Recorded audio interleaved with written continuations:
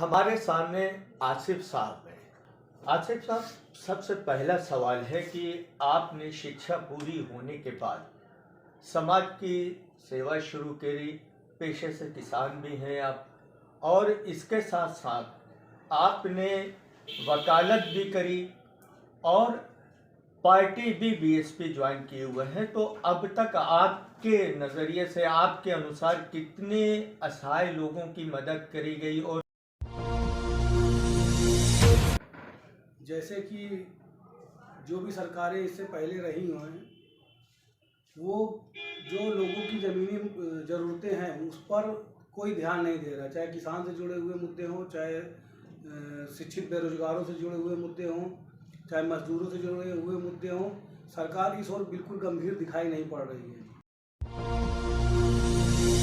पास का एक गांव है अस्ती, जहाँ पे हमारी बहन कुमारी मायावती जी की सरकार में मानव काशीराम साहब की आवास योजना के अंतर्गत शहरी क्षेत्रों में आवास कॉलोनियाँ बनी थी, और उस कॉलोनी की दुर्दशा आज आप जाके वहाँ देख सकते हैं।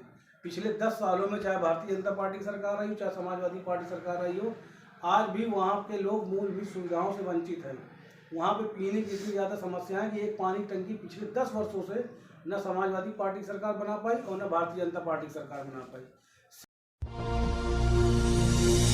आसिफ साहब, आप एक समाज सेवक भी हैं और आपकी एनजीओ के मार्फत अब तक कितने गरीबों के लिए क्या क्या कार्य किए गए? पिछले लॉकडाउन में जब प्रवासी मजदूर यहाँ से पैदल ही जा रहे थे, इनके पास न खाने के वस्तुएं थी क्योंकि सारे होटल ढाबे बंद हो चुके थे, पीने के लिए पानी नहीं मिल रहा था। उस टाइम पे भी हमारे एनजीओ के लोगों ने अपनी जान खतरे में डालकर घर पे बैठना मुनासिब नहीं समझा और लोगों की खिदमत के लिए हम लोग रोड पर आए। और जो भी हमारे साथियों से बन पड़ा, क्योंकि उस समय ज़्यादा दुकानें बंद थी तो ज़्यादा तो कुछ हम लोग कर नहीं पाते, उनका जितना भी हम लोग से हो गया आपस में हम लोगों ने इकट्ठा करके तो हाईवे पे जाके खाने की व्यवस्था हम लोगों ने की। जो बच्चे चले जा रहे थे, जो दूध छोटे बच्चे थे, उनको दूध की भी व्यवस्था हमारी तरफ से की गई, चप्पलों की भी व्यवस्था, नंगे पैर लोग जा रहे थे। पीने के पानी की व्यवस्था नहीं थी, पीने के पानी की व्यवस्था की गई।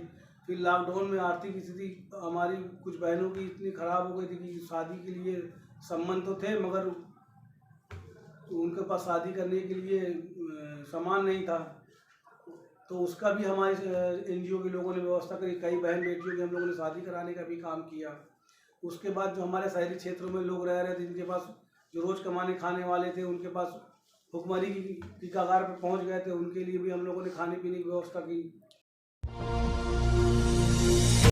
आसिफ साहब, आप किसान भी हैं, किसानों के लिए आपकी क्या सोच है? और किसानों को, जैसे कि सरकार किसानों को उनके खाते में पैसा भी दे रही है और सरकार की अगर मानी जाए तो हर तरीके की सुविधाएं किसानों को मुहैया कराई जा रही है सरकार के द्वारा।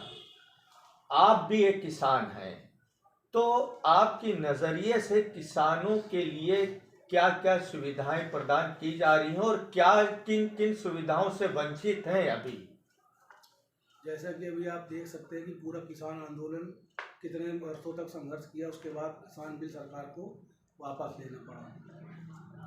और लॉकडाउन में किसान भाइयों को हमारे बहुत ज़्यादा नुकसान हुआ, क्योंकि बहुत सी ऐसी फसलें थी जो मार्केट में जा ही नहीं पाई। जैसे फूल की खेती पूरी तरह से हमारे भारत में क्या पूरे विश्व में ही चौपट हो गई।